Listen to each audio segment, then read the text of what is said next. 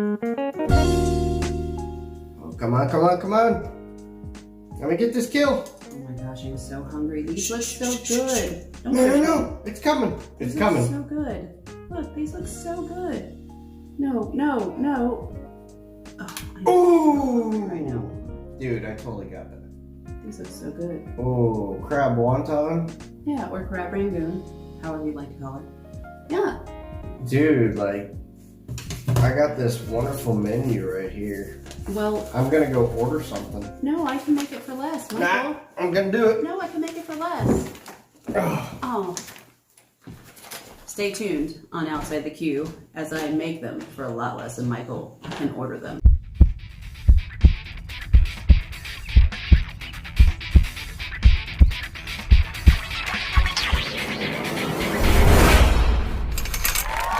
Put that pen right there.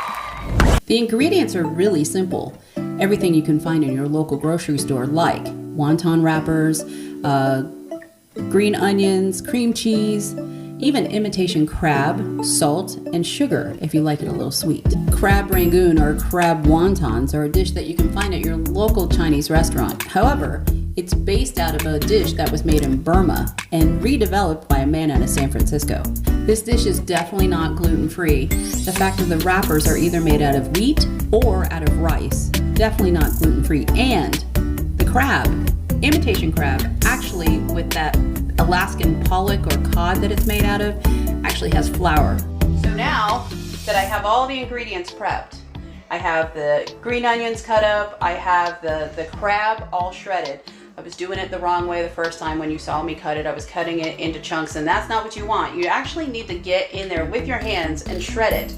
And 4 sticks is enough. That's a lot of crab for one batch of crab wontons.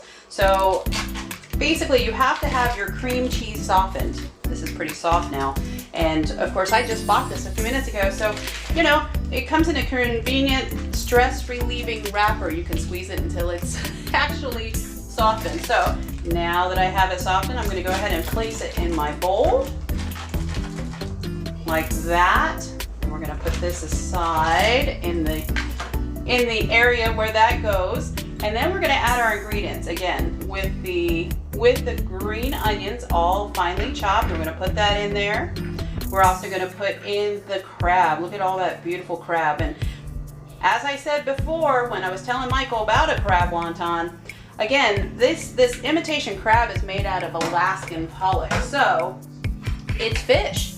So it's really nice. I only had to use half of that bag of crab, and I was very pleased when I saw that. Hey, that crab was on sale for $2.50. So guess what? I was able to take the other half, and fish freezes. You need fish sticks. So I was able to put it in the freezer and save it for next time. And Michael has set a Google reminder to remind me that it's in there. So by December 1st, our anniversary of our first video, it'll be gone. Anyway, so now you mix this thoroughly in the bowl, and it seems easier than it is. You know what? I should actually season it. So this is salt. Just take a pinch of salt, and you can add white pepper as well, the white, so you don't see the little flakes and make it all, I don't know, speckled and Dalmatian looking. But I chose not to do that because white pepper actually adds heat, a lot more heat than black pepper. So let's go ahead, and I'm mixing this up. And honestly, since I'm a sushi lover, I could probably eat this crab right now. All right, we're almost done for assembly. Now that our mixture is thoroughly mixed, we are ready to actually assemble the wontons. And so these are wonton wrappers. I did get them from an Asian market. This is Hong Kong style wrappers. Now, generally, you can get them from a grocery store as well. I just prefer this type. So what you do is these can come either refrigerated or not refrigerated or frozen. You just peel one wonton wrapper. See, they're kind of sticking together a little bit, so you have to make sure you just get one, and then it becomes this weird assembly line. Now this is actually fun. I used to do this as a kid with my mother. We used to make wontons with pork in them, and we'll do that some other time, but I'm doing this restaurant hack for you. So what I'm doing is I'm taking about a tablespoon of the mixture and putting it right there. Now there are a dozen different ways you can fold this once I get that in there. And it doesn't have to be perfect, teaspoon, tablespoon, but you see it's in there, okay? And then what you do is, because I got some on my finger, I'm just gonna wipe it off. Then what you do is you're gonna go ahead and dip your finger into the water and go along the edges of this wonton wrapper, right? And then fold her on over, like so. Try to make sure the cream cheese doesn't come out.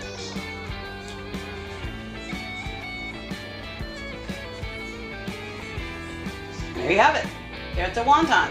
So I'm gonna stick this over here in my, hey, I made a wonton tray, and do some more. Now it's gonna take me a hot minute to roll it, and I think that's actually roll it, fold it, whatever you wanna do. But once we get this done, we're gonna go ahead and deep fry it. We'll be right back as soon as I have these ready.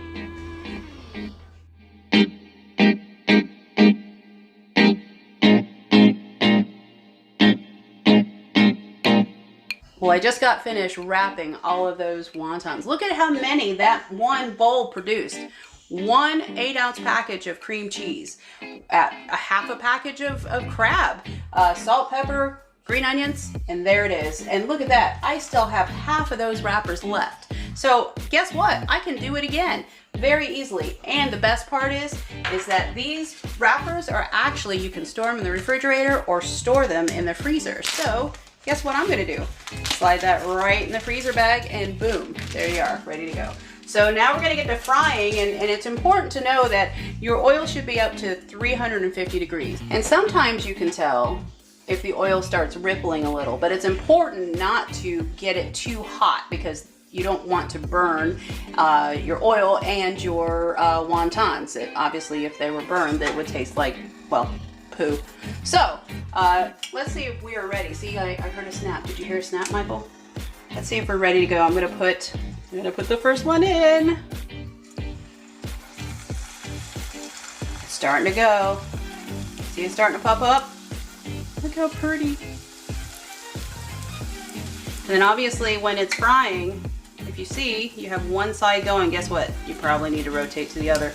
It's gonna be, depending on how hot your oil is, 2 or 3 minutes tops, and you'll see it start to turn that golden, beautiful brown that we all love and love to crunch into and eat. But this one's popping up real quick. Look how big that is. I cannot wait. All right, I think the oil's about right now, so let's go and see if we got it. Oh, look how pretty. Look at it go. Just like a nice little balloon puffing up. Now, you don't want to put too many in at a time. Now, you see I'm using a small pot. If you have a bigger pot, that's fine, but I didn't want to waste that much oil. And I honestly didn't know I was going to roll all those tonight. And I may not use all those. The cool part is after, like, I mean, there are probably like 50 there, and I'll do a count in a minute. But we don't have to have 50 tonight. You can actually take those ones and actually freeze them, believe it or not. See, look at how brown those are turning immediately. I have to be careful that this oil doesn't burn, so I'm gonna reach over and turn it down a little bit so we don't have like burned wontons going on, because that would be a shame. That'd be a total waste of crab. All right, look at that. Finished. Finished. Oh, almost too finished. You see that? That one went really quick. So you do have to stand and watch. I promise you. But it's kind of fun. I would say if you're doing this as a family, don't let your kids do this part. But for the most part, if they're folding and stuff with you, well, that's a fun thing. It's a nice little family event, and who hasn't been stuck at home with nothing to do with their kids? So there you go. Well, this dish is definitely not low-cal either. It's 88 calories per wonton. That's according to Google, of course. This dish is actually very affordable to make. After I tabulated it up, we had only $9.09 invested, and I had half a batch left. I just have to buy more cream cheese.